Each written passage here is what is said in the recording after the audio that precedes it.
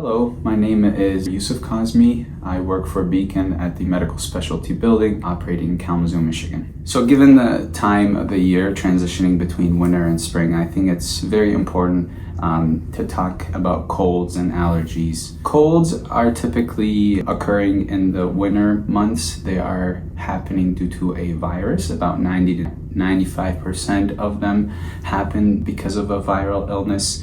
They target the upper respiratory tract. That includes your sinuses, your nasal cavity, your pharynx and larynx. Anything below that will be more lower respiratory tract.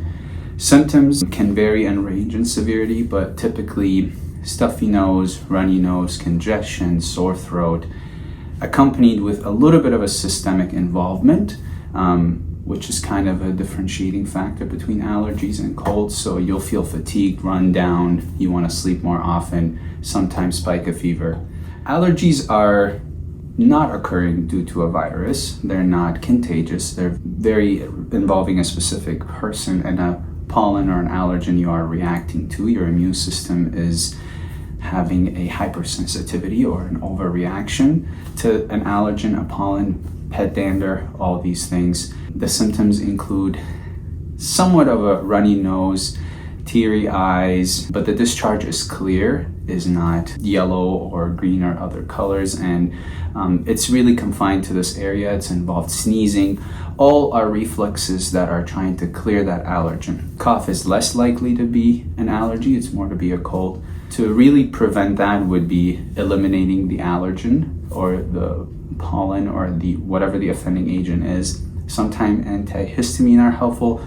Over-the-counter medications are also helpful, but talk to your primary care provider for more answers. For a cold, it's a condition that is self-limiting. You might feel tired and fatigued and run down, but the idea is always supporting your body in the meantime while your body takes care of that virus. So you've probably been to the doctor's office and they've always mentioned fluids, rest, focusing on home remedies, if you want to call them, but honey, ginger, lemon. Over-the-counter medications, depending on what part of the symptoms you want to target, can be helpful.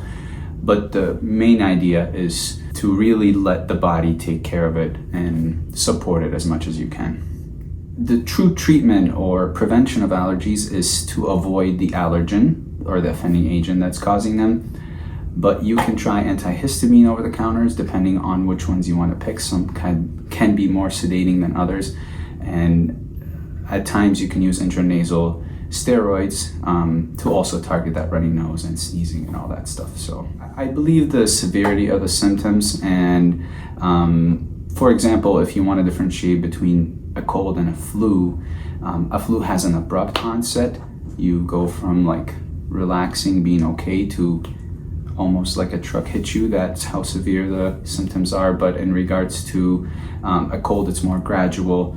It has kind of a bad peak and then it improves. If there is a second rise in symptoms, more fevers, more fatigue, involving more your breathing, so lower respiratory tract, chest pain, shortness of breath, these are the signs to see it.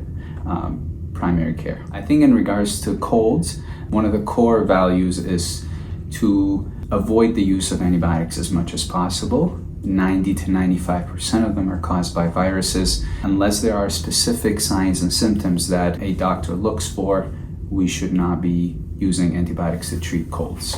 If you are experiencing symptoms and you're not sure if they are cold or allergy related, your Beacon primary care provider can help navigate that.